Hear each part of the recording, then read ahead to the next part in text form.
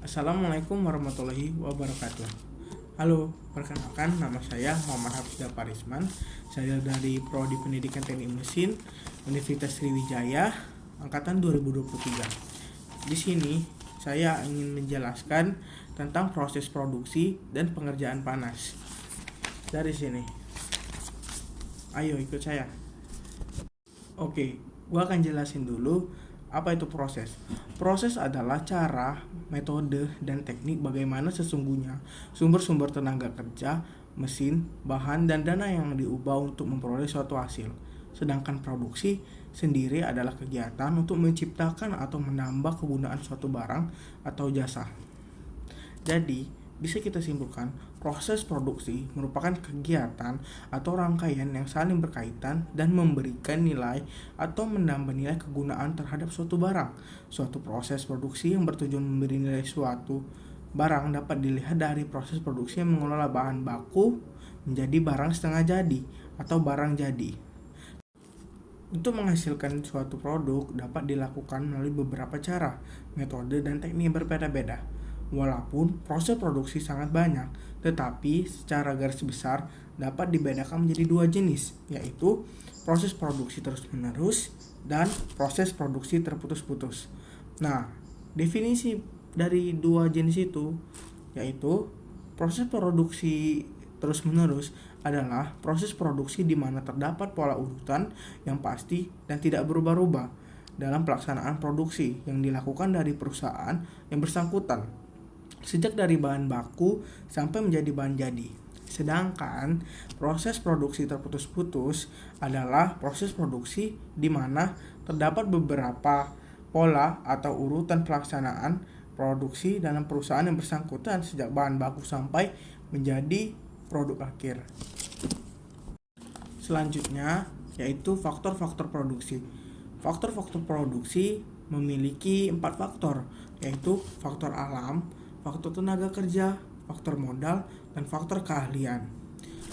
Selanjutnya yaitu manfaat faktor produksi. Manfaat faktor produksi memiliki beberapa manfaat. Yang pertama yaitu melancarkan produksi produk atau jasa. Yang kedua yaitu memberikan keuntungan pada perusahaan. Yang ketiga, produk sesuai harapan konsumen. Selanjutnya, manfaat proses produksi. Proses produksi tentunya akan memperoleh manfaat. Manfaat dari adanya proses produksi ialah sebagai berikut. Yang pertama, jalannya proses produksi lain efektif dan efisien. Dan yang kedua, jumlah produksi yang dihasilkan. Dan yang ketiga, hanya membutuhkan SDM yang sedikit. Dan keempat, proses pengawasan produksi lebih longgar. Yang kelima, meminimalisir kesalahan produksi. Oke, kita lanjut ke pengerjaan panas. Sebelum kita lanjut ke pengerjaan panas, kita akan bahas tentang pembentukan logam dulu. Nah, proses pembentukan logam adalah proses di mana deformasi plastis digunakan untuk merubah bentuk dari benda kerja agar terjadi deformasi plastik. Tegangan yang diberikan oleh DIY lebih besar dari tegangan luluh material benda yang material kualitasnya tinggi. Pengaruh temperatur pada pembuatan logam yaitu ada dua hal. Yang pertama, kekuatan dan pengerasan regangan akan menurun dengan baiknya temperatur. Dan yang kedua, keulutan akan naik dengan meningkatnya temperatur. Sudah itu, kita akan lanjut bahas ke pengerjaan panas. Apa sih itu pengerjaan panas? Pengerjaan panas adalah pengerjaan logam pada fabrikasi logam dengan memanfaatkan suatu suhu panas. Proses pengerjaan panas adalah proses pembentukan pada yang pertama, daerah plastis, yang kedua, temperatur di atas titik realitasnya tinggi. Pengerjaan panas memiliki keuntungan dan kelemahan. Yang pertama, kita bahas keuntungan dulu nih. Keuntungan yang pertama yaitu porositas dalam logam dapat dikurangi. Yang kedua, butir yang kasar diperhalus. Dan yang ketiga, sifat fisik meningkat. Selanjutnya kita bahas kelemahannya. Kelemahan yang pertama yaitu akibat pergerakan tidak dapat dipertahankan toleransi yang ketat. Yang kedua, alat dan peralatan serta pemeliharaan biaya yang tinggi. Selanjutnya, kita langsung lanjut ke proses-proses pengerjaan panas. Proses-proses pengerjaan panas itu ada 6. Kita bahas yang pertama. Yang pertama itu ada pengerolan. Yang kedua ada forging.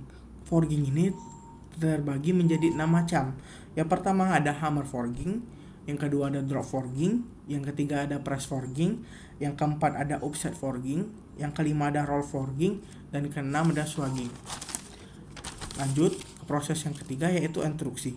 Entruksi juga terbagi menjadi 3 bagian, yaitu entruksi secara langsung, entruksi tak langsung, dan entruksi impact. Dan yang proses keempat yaitu pembuatan pipa dan tabung. Dan yang kelima ada piercing, dan yang keenam ada penarikan. Mungkin itu saja yang saya dapat jelaskan. Saya Muhammad Hafiz Daparisman dari Prodi Pendidikan Teknik Mesin, pamit undur diri. Wassalamualaikum warahmatullahi wabarakatuh.